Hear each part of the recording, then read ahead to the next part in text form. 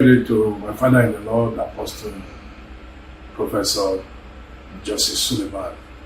I want to use this occasion to wish you a wonderful birthday celebration.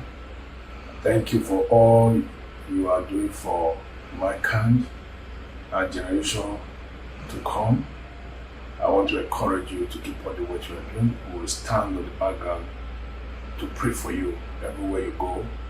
We take the message of goodwill to the people, bringing healing to the nation,